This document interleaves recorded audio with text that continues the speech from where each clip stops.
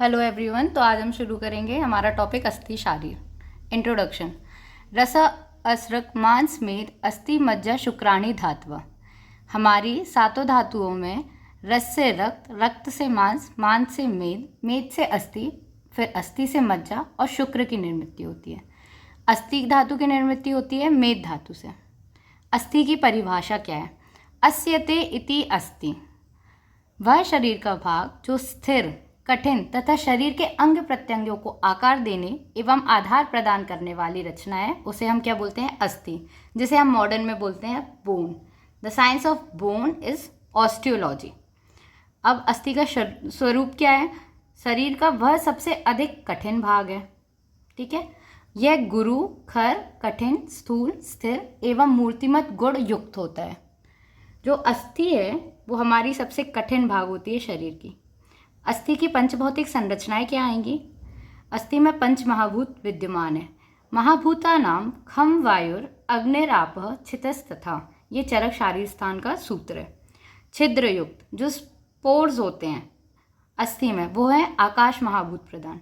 जो अस्थि की वृद्धि होती है जिसे हम बोलते हैं ग्रोथ, दैट इज वायु महाभूत प्रधान। रक्तमयता, बोन मैरो के अंदर जो हमारे रेड ब्लड सेल्स बनते हैं वो होते हैं अग्नि महाभूत प्रधान।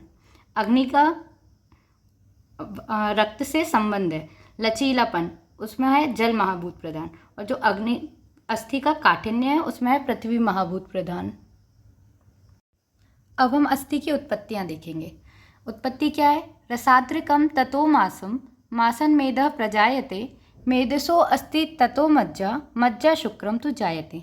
मेद धातु से अस्थि धातु की उत्पत्ति होती है। ये सुश्रुत जी का सूत्र है। फिर संख्या क्या बताई गई है? आचार्य चरक के अनुसार अस्थि की संख्या कितनी है? 360। सुश्रुत जी ने कितनी बताई है? 300। और आधुनिक के हिसाब से हम मॉडर्न में क्या मानते हैं? 206 बोन्स होती हैं। अब आचार्य सुश्रुत ने बोला है कि हमारे ऊर्ध्व शाखाओं में कितनी अस्थियां होती हैं? 60। अधो शाखाओं की अस्थियां क्या है? 60। मध्य शरीर में कितनी अस्थियां होती हैं? 117। और सिर और ग्रीवा की जो अस्थियां हैं वो है 63। हमारे मॉडर्न के अनुसार देखेंगे तो अपर लिम्स में कितनी बोन्स होती हैं? 64। Lower limbs 62, vertebrae 26, ribs 24, sternum 1 and skull 29। चरक ने शाखाओं में बताई हैं 128 बोन्स। मध्य शरीर में उन्होंने कहा है 140 अस्थियां हैं और सिर और ग्रीवा में उन्होंने बोला है 92 अस्थियां होती हैं। अब हम देखेंगे अस्थियों के भेद एवं उनके प्रकार। अस्थियों के 5 प्रकार होते हैं। एतानि पंचविधानि भवन्ति तद्यथा कपाल, रुचक, तरुण, वलय, नलक, संज्ञानी। कपाल संधि क्या होती है? They are the flat bones. तेषाम जानु नितंब, अंश, गंड, तालु, शंख, सिर, सुकपिलानी। जानु, जानु मीन्स क्या होता है? पटेला। नितंब क्या होगा हमारा? इलियम। अंश किसको बोलेंगे हम? स्कैपुला को। गंड तालु, दैट इज गंड इज जाइगोमैटिक बोन। तालु हम बोलेंगे पैलेटाइन बोन को। शंख टेम्परल बोन और सिर स्कल बोन। ये सभी कपाल के आकार की होती हैं। कपाल इन द सेंस क्या होता है? जो हमारा एक घड़ा है, अगर हम उसको तोड़ेंगे तो वो हमारी फ्लैट बोन्स की तरह के आकार की होंगी। ये चौड़ी होती हैं, विस्तृत फैली हुई तथा चपटी अस्थियां होती हैं। नेक्स्ट रुचक। रुचक क्या होती है? तीत। दशनास्तु रुचकानी, जिसमें क्या होती है? चमक व आकृति नमक के समान होती है। उन अस्थियों को क्या बोलते हैं? हम रुचक अस्थि बोलते हैं। तरुण अस्थि कौन सी होंगी हमारी? घ्राण, कर्ण, ग्रीवा, अक्षि कोशेषु तरुणानी।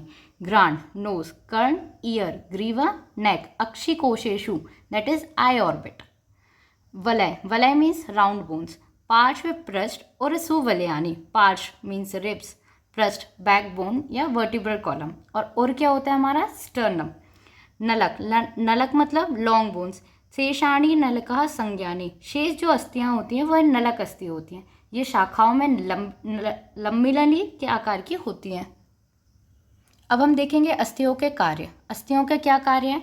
मासन यंत्र निबद्धानि सिराभि स्नायुभिस्तथा अस्थिनि आलंबनम कृत्वा न शीर्यन्ते पतन्ति वा। सुश्रुत जी ने क्या कहा है? प्राणियों के शरीर में अस्थियों का आलंबन करके सिराओं और स्नायुओं के द्वारा मांस अस्थियों से बंधा रहता है। जो हमारा मांस है वो अस्थियों में बंधा रहता है। हमने मॉडर्न में भी देखा है कि जो अस्थियां हैं उसमें ही हमारे जो मसल्स हैं उनका इंसर्शन होता है और उनका ही ओरिजिन होता है।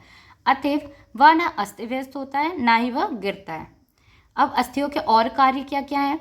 आकार एवं आकृति वह हमारे शरीर को प्रदान करती है, बाह्य आघात से हमारी रक्षा करती है, अंग प्रत्यंगों को कठिनता प्रदान करती है, शरीर का भार संभालती है वह, और मांसपेशियों के उद्गम तथा निवेश स्थान में वह कार्यरत होती है। ये आज हमने देखा हमारा अस्थि शारीर।